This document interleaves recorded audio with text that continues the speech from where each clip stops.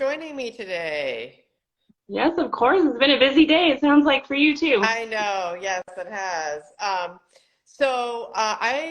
have been doing a series on healthy eating, and I've been doing a healthy series on healthy eating for kids.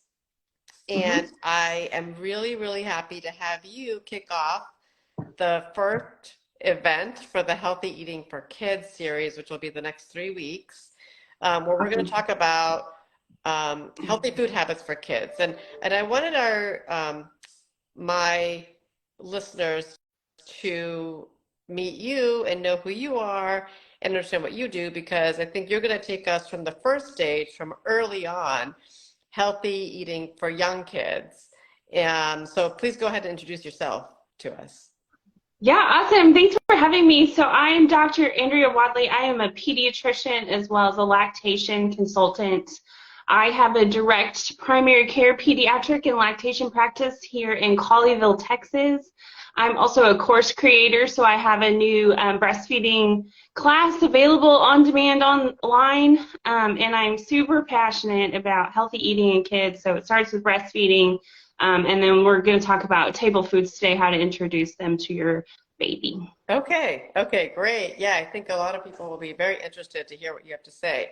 So, so tell us a little bit about when you recommend introducing table food. And I know there's different guidelines that come up from the AAP, and sometimes it's 4 months, and sometimes it's 6 months, and sometimes it's a little bit older. So can you tell me first about what recommendations you have as far as when to start? Yeah, so that's a common question among my patients and families at large. But so really the AAP guidelines are to start around 6 months. Sometimes they talk about 4 months just because that's when iron stores in the baby's body are lower, and so you're wanting to introduce some iron supplements or ways to get iron to the baby. But really 6 months is what they recommend. In addition, the American Breastfeeding Medicine Society also recommends 6 months. So you want to exclusively breastfeed to the 6 month mark before you start foods. I also discuss with families, some families want to start a little earlier, so 4 months, kind of between the 4 and 6 month window is really okay. But you want your baby to be able to do a few things before you even think about starting food. So you want them to be able to sit pretty well, either supported or unsupported. You want them to not be doing the tongue extruding reflex. Anytime you put anything in their mouth, that tongue pushes it out, which it won't completely disappear, as you're starting foods, but you want it to be less than it was, as they're littler. So those are some guidelines I tell parents. Really, there's no rush to start food. So, usually I find my first-time moms that are excited about all the milestones are ready to start food, super fast. Yeah. And my moms who have had other babies and are like, no, I don't want one more thing to do. Right, That'll right. be a little later. So really between 4 and 6 months is when you want to start. Okay. So just to clarify, so 4 to 6 months, they should be sitting well and not having like a tongue extrusion reflex before you start, right? Okay. Yeah, and interested in food too. Okay. And then when you start food, what do you recommend starting with? Like, what are some of the guidelines that you have for what to start? So like I was saying, before, their iron stores start to decrease, as they get into the 4 to 6 month range. So, during pregnancy, the placenta transfers the iron to the baby, and then doing, kind of delayed cord clamping will give the baby some extra iron. But by the time they reach 4 to 6 months, those iron stores are starting to kind of be depleted. So that is what we ask you to start with. What we recommend is start with an iron-rich food. So that can look like cereal. So all the baby cereals are fortified with iron. So you can pick, any of the regular branded ones. You can pick an organic one, just something that's already fortified. It's an easy way to start foods. Or if you don't want to do cereals, if you're not into grains, or you've read things about rice being bad and all those things, you can start with other iron-rich foods. So like meat, ground up meat, shredded chicken, pureed meat if you have the stomach for it. to start with, or, leafy green vegetables. All those things have iron in them. Okay. And so when you're saying, shredded meats and things, are you saying at 6 months they can start with the shredded meats and chicken? Yeah, so it really depends on what your, sort of feeding philosophy is. The baby-led weaning crowd, gives more whole foods to babies earlier on. Parents worry about babies not having teeth, choking, those kinds of things. You just want it to be soft and manageable for the baby. So usually ground, meat is soft enough for a 6-month-old baby to start putting in their mouth and start exploring. I'd probably save the shredded meats for a little bit later after, they've proven that they can handle some of the different textures. Okay. And then as far as portions of the food that you're starting, how much do you recommend? Yeah, so usually we talk about a tablespoon is a portion for each year old they are. So, with a 6-month-old baby, obviously is less than a year old. So I would just start with a tablespoon of, 1 or 2 foods when you're starting out, and then you can start to add things as they're handling those foods pretty well. Okay. And so when you start the food, I mean, I was always taught to say, no more than 1 new food a week. Has that changed at all, or what's the time frame that you would introduce new foods? Say they're tolerating, something. Yeah, so I'm kind of the school of thought that you can do it a little faster than 1 every few days. But definitely introducing sort of 1 ingredient at a time, for the first few weeks as you're introducing things is good to make sure that the baby is tolerating them. So, any true food allergy, you're going to know pretty quickly if the baby has a reaction to it. You just don't want multi-ingredient foods really at first until you kind of know that the baby's tolerating stuff. Okay, so if you're going to start, so can you give us an example? So besides meat, can they start fruit or veggies first, or what is your recommendation? I think there's some questions about that. So yeah, what do you think? Really, so whatever you want. So we used to be thinking, don't do fruit because they like the sweetness, they'll never eat vegetables. I don't know that that's really true. I think that you can introduce things as you desire. So really the ultimate goal is that they're eating with you as a family. You're all eating the same things. You're all eating healthy foods. So that's your goal to achieve by the time they're about 1 year old. So, starting with things that your family eats regularly, but making sure they're nutrient dense because babies aren't going to eat a whole lot.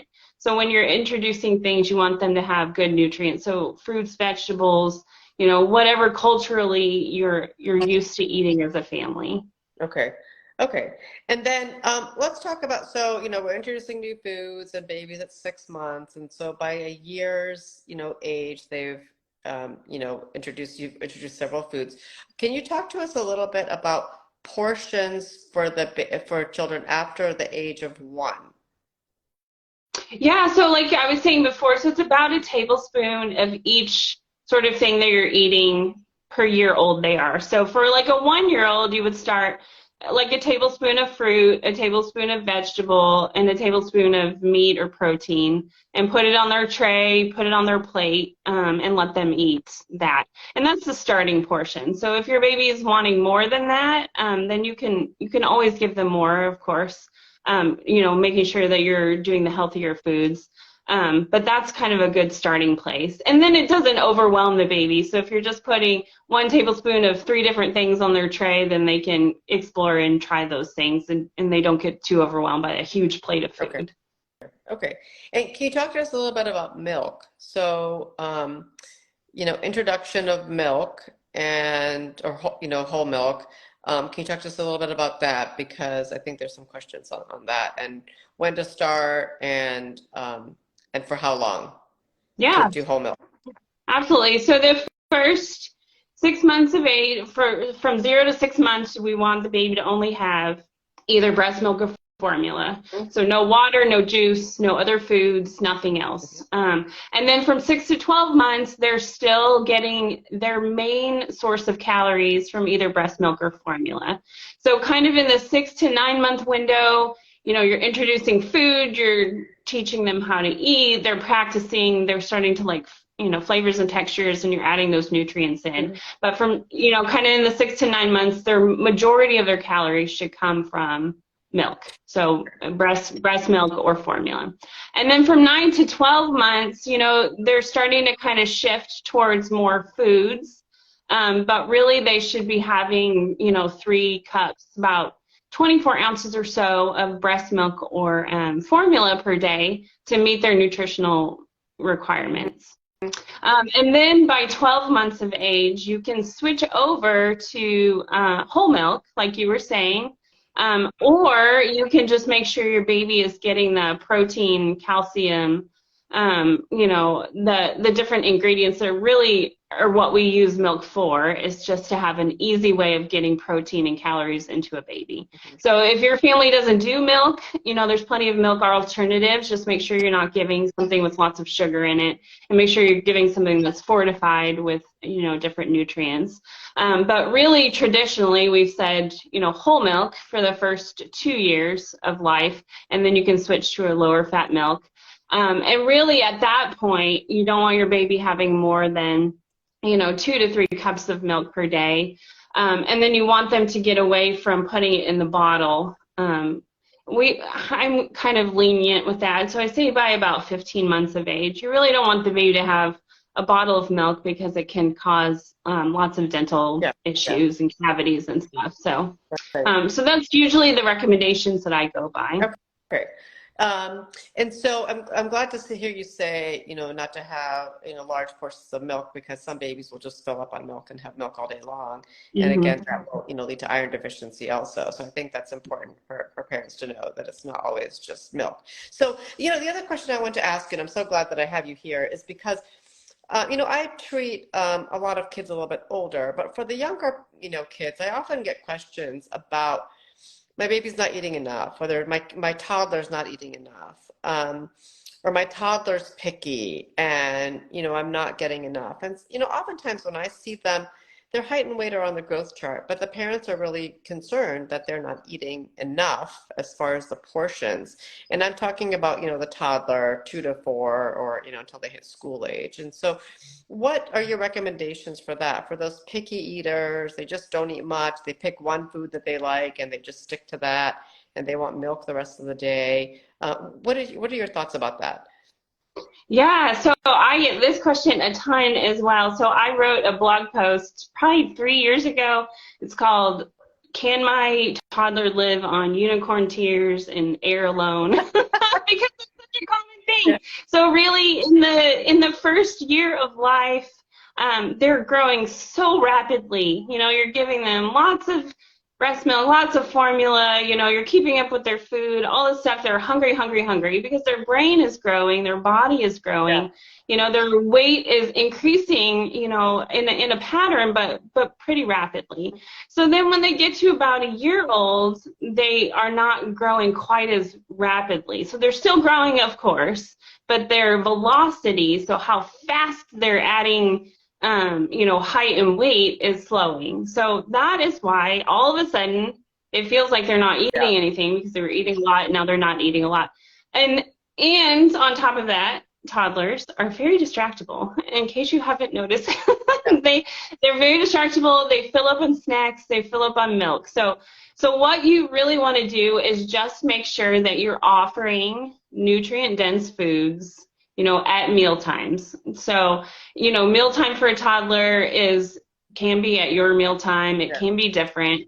Really, you know, kind of my holistic approach to eating is the whole family eats together, right? So breakfast, lunch, dinner, and then toddlers need extra snacks throughout the day, usually 2 to 3 snacks, but just make sure you're planning those snacks. You're not offering, you know, snacks on the run. Your toddler doesn't have access to your cabinet where they're pulling, you know, their favorite things out all the time. So, so that's really key, is just making sure they're eating those things and focusing on those. And then allowing them to have their favorite or preferred foods, you know, in their meals as you're serving them. And then the other thing with toddlers is milk. You know, they get addicted to milk. They love milk. And then it becomes this cycle like, well, they didn't eat, so I'm going to give them milk. And then they don't want to eat because they're full from the milk. And then it's just this vicious cycle, right? And so you've seen it. They get into iron deficiency. It's also a huge cause of constipation in this age group. So really, milk is an afterthought. So, you know, we focus on milk and breast milk and formula in the first 12 months. That's their main source of calories. And then it switches to food being their main source of calories. So eating by mouth, right? And then milk is an additive. So we just add it on at the end. So milk should be part of meals. And they should put a little bit of milk in a cup. They should eat it with their meals. They shouldn't be taking, you know, 8-ounce bottles or cups of milk between meals, before naps, those kinds of things. So that is how you keep your toddler on track. And just know that they're not going to eat a ton, and that's okay. It just seems a lot less to you because they were eating so much when they were younger. Yeah.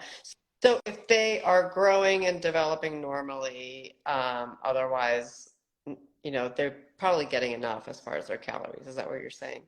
Yeah, so if they're on their growth curve, they should be getting enough. You know, toddlers need about 1,000 calories a day, which is not a lot, you know, in the 1 to 2 year old range. So just make sure you're focusing on good, healthy foods, and that you're not, you know, just feeding them for the sake of feeding them, and getting into this pattern of only feeding them certain things that they like. Make sure that they're, you know, have the opportunity to try all sorts of foods at their meal times. Okay. All right. And then I wanted you to just, you know, make a comment again about snacks, because I know you talked about it, you know, making sure that they have snacks. But if they're snacking during the day, they're probably not going to be hungry at meal times, right? And so that's something also just to keep track of as to how much snacks they're having versus what they're actually consuming at meals. Because I hear that sometimes too, that they're having a snack and, you know, here's a snack before dinner, but then not eating dinner. And so I think that, you know, they only have, their stomachs are only so big, and so they can only hold so much. So I think it's important to understand that, you know, where they're coming from. They're not going to eat, you know, large portions like even, you know, maybe even a 5 or 6 year old would eat, as far as looking at toddlers.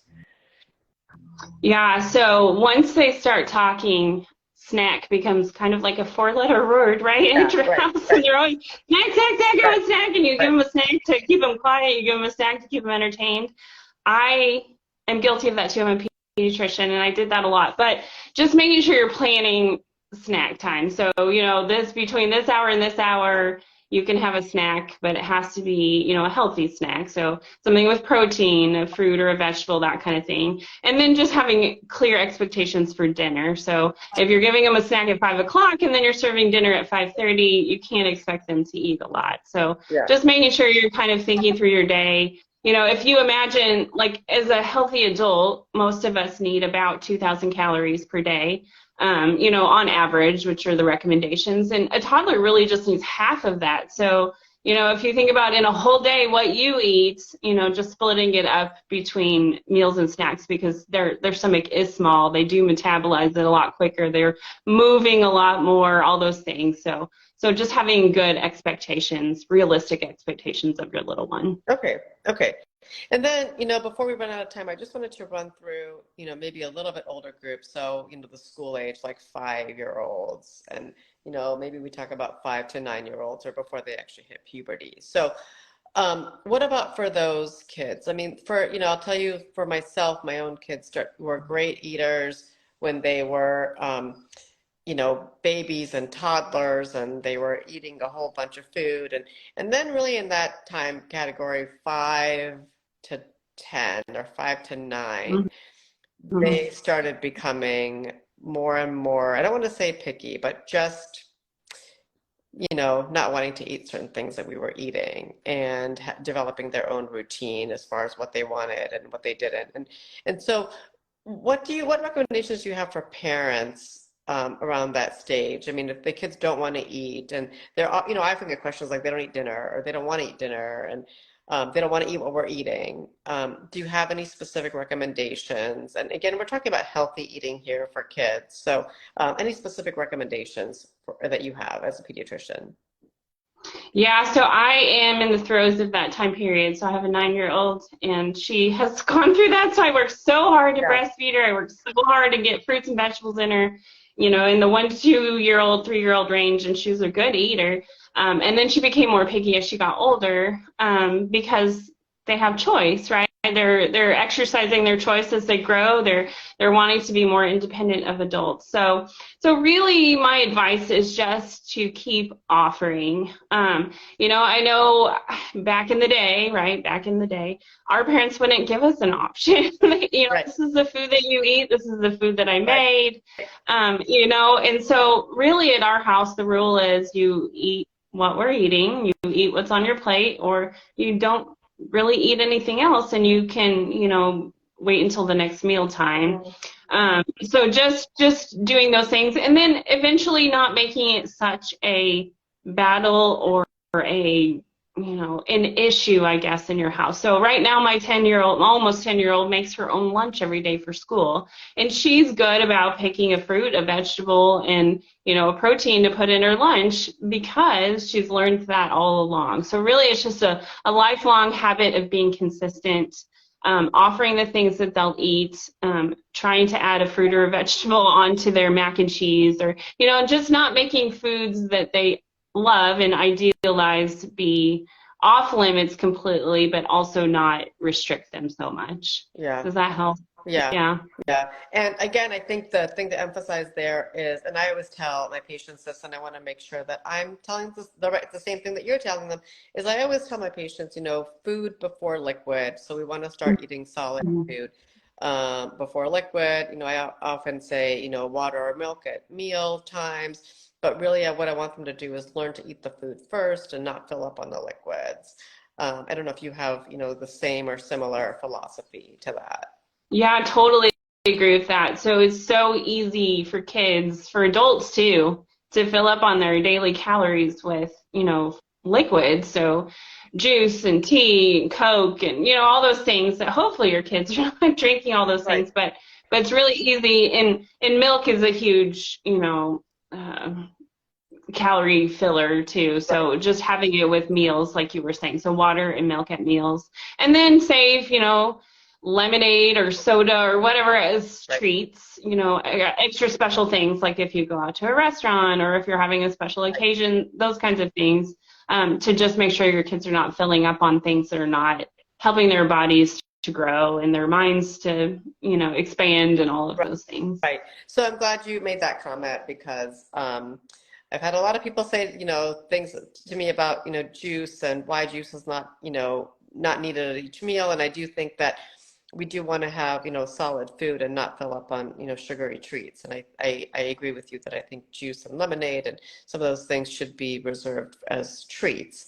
But saying that, you know, with regards to treats and desserts, I mean, I think, you know, kids sometimes feel like they can, you know, have ice cream or cookies or things like that, you know, for dessert.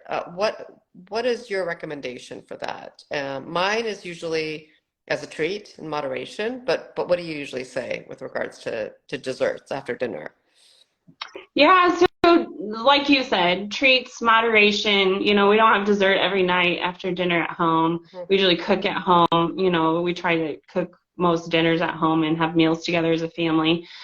So really you don't want to completely restrict it. So, you know, I know, like when I was a kid, we weren't allowed to have so many things, you know, and then when I got those things, I would eat them like crazy. So you don't want to, you know, completely restrict it, make it off limits, make it seem really desirable, but you also don't want them to fill up completely on that. You want them to have nutrients, right? So it's a balance. So kind of whatever that looks like for your family, you know, maybe a small piece of candy once a week in their lunch, or, you know, my daughter gets hot lunch at school, which is basically fast food. She gets to have that on Fridays, and she knows she can look forward to that, and she can pick out an ice cream after lunch for that. So just making sure that, you know, A, you're not feeding that to them all the time, but B, you're also not completely restricting it, just finding a balance that works for your family. Okay, great. Yeah, anything else that you want to say? I think this has been super helpful. And I think the one thing that I want to emphasize that healthy eating, starts early and starts young. And like you said, consistency is the key. So really building those lifelong habits so that, parents know that they need to offer, a fruit, veggie, protein, and carbs also. I mean, carbs are not off limit for our kids, but making sure that we have moderation when we offer some treats. So I think that's really important for parents to understand. But I'm glad to hear you emphasize that it's really lifelong and a lifelong habit that the kids need to build for healthy eating habits. Yeah, absolutely. And you really need to model that for them too. So, if you're sitting down and eating a whole bag of potato chips and then you're telling them they can't have Right. a cookie, that's not really Right. fair. And then the other thing is, parents tell me a lot, well, they always just eat this. Well, you're in charge. Right. Like you're in charge of what goes in the pantry. You're in charge of what you put in your grocery cart at the store. So picking healthy foods is really your job as a parent, and modeling it and teaching them that. So for sure. Yeah, exactly. Okay, yeah, I mean, I think that's so important, and I think that's, what we as pediatricians strive to teach our patients all the time too, and the parents. So I appreciate that. I really appreciate you taking the time to talk to us today. Can you tell us one more time how to find you, and then about your course also? Yeah, definitely. So I am on Facebook at 127 Pediatrics. Mm-hmm. I'm on Instagram at 127 Pediatrics, all spelled out. Mm-hmm. For this time in my career, I guess I'm focusing on breastfeeding moms. So I'm kind of launching a breastfeeding resource center / coaching, keeping breastfeeding moms on track, helping them, support them during this kind of a hard time of their life. So you can go to breastfeeding.127pediatrics.com. If you'd like to look at the class, check it out. I have a free download if you're kind of just contemplating breastfeeding. So that's how you can find me if you want to follow me on Instagram and learn some breastfeeding tips. More on Facebook, I do more of my general pediatric stuff, so you can follow me there as well. Okay, perfect. Thank you so much, Dr. Wadley, and we're so honored to have you here with us today. So thank you. Thank you. I appreciate your time. Okay, take care. Bye. Have a good day. Bye. Bye.